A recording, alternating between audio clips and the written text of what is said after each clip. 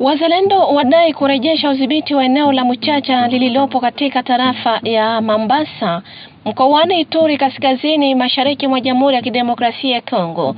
Linaendelea kukumbwa na hali mbaya ya usalama kutokana na uwepo wa migodi ya madini hasa dhahabu.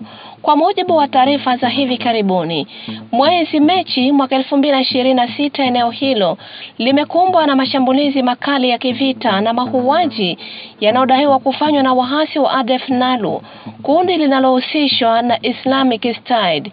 Mashambulizi hayo yamekuwa yakilenga zaidi maeneo yenye shughuli za uchimbaji wa madini. Hata hivyo, duru za karibu zinaripoti kuwa wapiganaji wa ndani wanajulikana kama Wazalendo wamefanikiwa kurejesha udhibiti wa Muchacha baada ya mapigano makali dhidi ya waasi hao.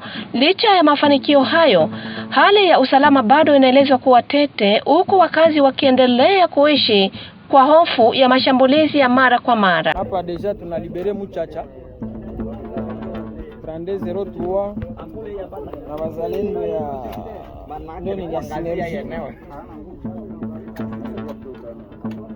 tunalibere deja Muchacha wakubwa ndo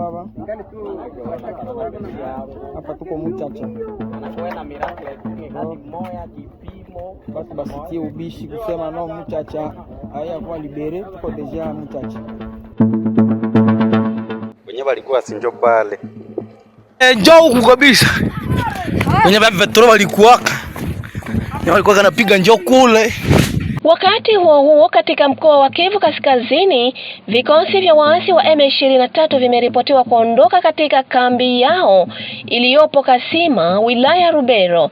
Inaelezwa kuwa wapiganaji hao walionekana wakibeba mali zao, jambo linaloashiria uwezekano wa kubadili mkakati wa kijeshi, ingawa sababu rasmi haijathibitishwa.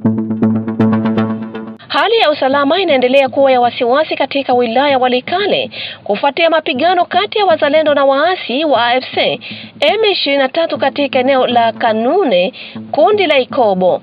Taarifa zinaeleza kuwa waasi wameongeza nguvu zao katika eneo hilo kwa kupeleka askari na vifaa zaidi wakitokea Miriki. Mapambano hayo yamesababisha raia wengi kuyahama makazi yao, huku wakazi wa Kanune wakikimbilia Miriki kutafuta hifadhi. Jaribio la waasi wa AFC M23 kuvamia eneo la Mungazi katika wilaya ya Walikale mkoani Kivu Kaskazini limezuiwa Jumatatu Machi 23 na vikosi vya FARDC kwa kushirikiana na wapiganaji wa Wazalendo. Kwa mujibu wa vyanzo vya kiusalama na kiutawala, waasi hao walipitia njia ya mto husika wakipenya msituni kwa lengo la kuzunguka nafasi za jeshi na kufanya shambulio la kustukiza dhidi ya mji wa Mungazi uliopo katika kundi la Luberike, eneo linalodhibitiwa na FARDC. Hata hivyo, jaribio hilo lilizimwa baada ya kukutana na doria ya pamoja ya FARDC na Wazalendo katika eneo la msitu, hali iliyosababisha mapigano makali ya risasi na kuleta taharuki kubwa kwa wakazi wa eneo hilo. Kupitia mashambulizi ya kujibu, vikosi vya serikali vilifanikiwa kurudisha nyuma waasi hadi katika maeneo yao ya awali upande wa Kibati. Hadi Jumanne, hali imeripotiwa kuwa shwari katika eneo la Mungazi na viunga vyake, huko shughuli za kawaida zikirejea. Vikosi vya FARDC pamoja na washirika wao wa Wazalendo vinaendelea kushikilia maeneo yao, ingawa hali ya usalama inaendelea kufuatiliwa kwa karibu kutokana na uwezekano wa kuzuka tena kwa mapambano katika eneo la Walikale. Kwa ujumla, matukio haya yanaonesha kuendelea kwa hali tete ya kiusalama mashariki mwa Jamhuri ya Kidemokrasia ya Kongo DRC, ambapo mapigano ya mara kwa mara yanaendelea kuathiri maisha ya wananchi na kuleta changamoto kubwa za kibinadamu na kiusalama. Serikali ya Jamhuri ya Kidemokrasia ya Kongo DRC imezindua kiwanda chake cha kwanza cha majaribio cha kusafisha dhahabu katika mji wa Kalemi mkoani Tanganyika. Mradi huo unaojulikana kama DRC kusafisha dhahabu na ni ushirikiano kati ya kampuni ya serikali ya DRC ya kuuza dhahabu pamoja na kampuni binafsi ya Lunga Mining. Uzinduzi wa kiwanda hiki ni hatua muhimu katika mkakati wa nchi wa kuongeza thamani na rasilimali zake kwa kusafisha ndani ya nchi badala ya kusafirisha madini ghafi nje.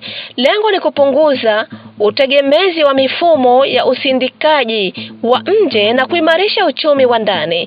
Kiwanda hicho kina uwezo wa kusafisha kati ya kilo 500 hadi 600 za dhahabu kwa mwezi. Kinatarajiwa kusaidia kupunguza utoroshaji wa madini pamoja na kuongeza mapato ya serikali. Hatua hii inaonekana kama sehemu ya juhudi pana za serikali ya DRC kuimarisha udhibiti wa sekta ya madini na kuhakikisha manufaa yake yananufaisha zaidi wananchi wa ndani.